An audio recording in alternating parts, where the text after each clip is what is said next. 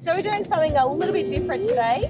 We are. We're going to take you with us on our day trip. We're currently in Bridport, Tasmania, and we're going to do a 4-wheel drive track through the dunes, down the beach, to another town called Bellingham, and then we're going to have lunch and come back along the bitumen. So it's going to be a good day. We'll talk about how the rugrats in the back here go on our travels and what we do to keep them entertained and quiet in the back seat. Yeah, just sort of a bit of an insight into a day in the life of what we do a lot of the time when we're out and about. Yeah, on a day trip and... Yeah, so we'll show you, I don't know, how we let the tyres down, pop the tyres back up again at the end, the fridge, the dual battery, just run through a few things in our setup, and you might get a few tips out of it. So it's going to be a good day.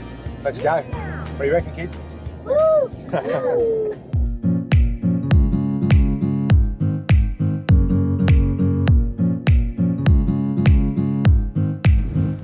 So we just hit the beach, time to let the tyres down.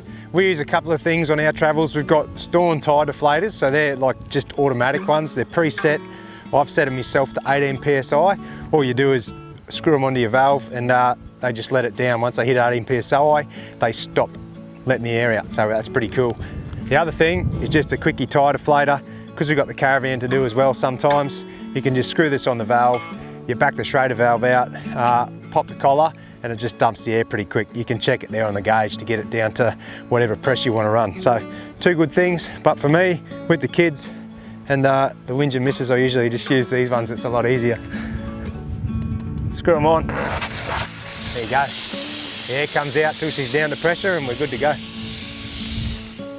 So while the tyres are coming down, I'll just show you this little handy book.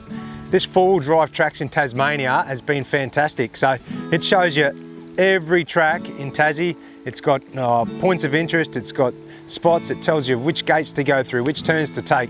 It's just a fantastic book, and it's helped us on our travels. This is how we found this track today, and it's going to be a good bit of fun. So pick it up. I got it from ARB in Tassie, but should be able to find it somewhere down here. Righto, so we're on the beach. One thing I do as soon as I hit the beach in our Mazda is obviously 4-wheel drive and tyres down, but I also turn off or disable the traction control. So it's just another switch down here on the dash, but if you don't, it kind of limits your traction in the soft stuff because it's always trying to regain that slipping wheel. So make sure you switch that off and you'll be happy days. So this is the start of the 4-wheel drive track here. It's a good map that shows you where to go, all the exclusion zones, a few warnings and stuff, and plenty of freaking flies too, so good spot to stop, check out where you're going to go. So these orange markers here are set along the trail, so you just follow these and we shouldn't get lost. Shouldn't? We shouldn't get lost. You're the navvy, so... Well, I'm just following the orange marker. It's time for Beck to have a drive. Yep, I'm having a bit of a crack today. She's not the most confident 4-wheel driver, so we need to get her in the seat a bit more. But that's alright, it's actually been a good track to sort of practice on actually. It is. It's lumpy, it's sandy, as we throw it in the deep end, really. She's alright, she goes alright, she just lacks the confidence, that's all. Yeah. She goes alright. I get in trouble a lot. Well, after 2 years on the road, you'd think she'd know how to put it into 4-wheel drive, wouldn't you? But anyway, that's another story. I told you I have to physically do it to learn. So anyway, we're teaching her all about it today. So you go through a couple of sandy tracks, a bit lumpy and a bit soft, but not too much. Pretty nice drive, and then you pop out on this epic beach here. Hey, make sure you come at low tide. I reckon it'd be a bit more of a tough track if you did it on the high. But this is great. Nice flat sand, beautiful blue water. Kids are happy, we're happy. How good are these clear view mirrors? We can tuck them in on the tight stuff on the 4-wheel drive tracks, and then when we've got the van on the back, we can push them out. Beauties. So this is our setup in the back of the ute. Perfect for when we leave the van and go up the beach and do day trips and stuff, but got a set of storage drawers in the back. They're RV Storage Solutions ones. They go bloody well, I tell you. Got a Red Arc battery management system on the other side with a deep cycle battery, and then an MSA drop slide that fits the ARB 60-litre Elements fridge. So we've only just picked this up. This is a great thing. A lot of thought gone into this, I reckon. Some big changes from other fridges we've had. There's some nice big buckles on it. When you open it up, it's even got a gas strut inside that holds the lid up for you, which is good. And for numpties like me who forget stuff, there's a list of instructions on how it all works. But inside, the basket's awesome. You can fit 2 30 packs in if you want. of tins, so they drop straight in, and you can reverse the basket, so you can either have stuff stored up here like we've got, or there's a cutout here so you can lay down like bottles of wine for the missus and stuff up the other end. So you can it tells you everything on the dash on this one. You can check your voltage of your battery that you're running it off. You can change the temperature. It's even got a little passcode lock. So I don't mind sharing a few iron jacks, but when it comes to me Bundy tins, I'll be putting the lock on, that's for sure, to stop people stealing them. So good thing, you can put a wireless display in the back of it so you can tell the temperature of your fridge and the volts inside your car if you want. And there's an integrated fuse into the back too, so nice and safe, not going to cook your fridge. MSA drop slide's wicked because the missus hates having to reach into the back of the ute all the time, and in the old truck we used to have to slide it out and it'd still sit up really high. So this is great, easy to use, drops it down and anyone can get in there, so good thing. So in the back here you got the ROADTRIP battery management system. This is the control panel which tells you what's going on, and you can adjust it and see what voltage and everything is going on with your battery system, which is good.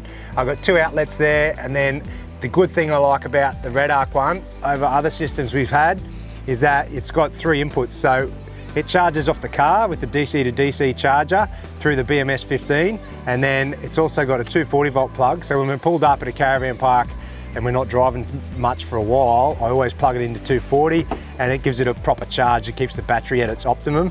And then I've also got a plug here, an Anderson plug, which takes my solar panel. So, and the BMS is a solar regulator itself. So all you have to do is plug your panel straight into there and it's good to go. So you've got 3 ways to keep your battery topped up.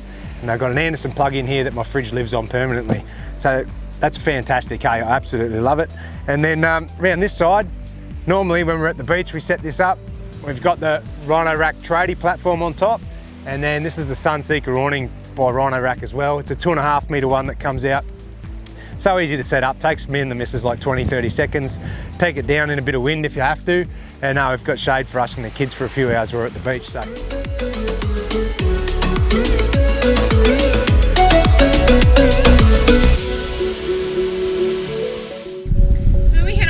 Trip with the kids, we always try to be super prepared because sometimes the 4B track you think it might take only a couple of hours, but it actually might take 3 or 4 hours. So we try to be really prepared for that and load up on lots of snacks, lots of healthy snacks for the kids because they're sort of in and out of the car the whole time. Hungry kids binge. That's right, we don't want bingy kids. Make sure they got full bellies. Full tummies, happy kids. We also prepare lunch for them as well, so when we can pull up, we've got the fridge in the back seat, in the back of the in the back of the ute. So we've got the fridge there, so we can pop a heap of sandwiches and stuff in there for them as well. But as long as they're got full tummies, plenty of water, they generally just cruise along in the back here and happy to get in and out. And they love just looking out the window and seeing all the wildlife, and they love the sand dunes and stopping off at all the different beaches. So it's a good day out for everyone. Right, and the last thing we carry is the recovery gear, as well as the Max Tracks on the roof. We've just had the new bar fitted, which has got a Warren Magnum winch in it, which is unreal. I've just been teaching Beck how to unlock it, and really she's going to be my rope runner, so she knows how to do that now. And then on top of that, we've got a recovery kit. Inside, it's a premium one, so you've got snatch straps, extension straps, pre-protected snatch block, gloves, shackles, so everything we need to do recoveries, especially when we're on our own. So that's a good thing. Happy days. Done. Woo! Woo! So we've done the track now. Last thing to do is pump up our tyres before we get back on the road. We've got an ARB portable compressor.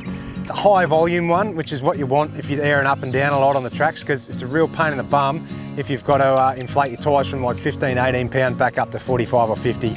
If you've got one with a low output, it can take forever and it's really annoying. So these are good ones, it's portable and it's got a long enough hose that I can plug it in the back here into one of my outlets and it'll reach all 4 tyres at once. I'll go and pop them up.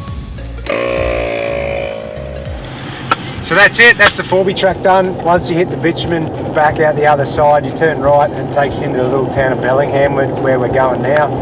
Apparently it's a good spot to have lunch on the river. So anyway, I hope that it gives you a bit of an insight into what we do. We do that heaps on our travels. We talk to locals, we go to info centres and we get like the 4-wheel drive book we showed you. And we go searching and we find little tracks like that to spend the day, hang out at the beach, have lunch, kids have fun, and it's just a great way of life, and that's what we live for, doing that stuff, isn't it? I know, we love it. We do love it. So anyway, I hope you guys got some good tips and hints and insights out of that into what we do.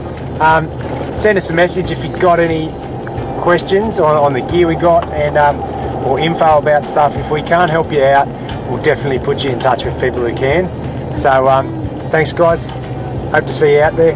It's bloody good.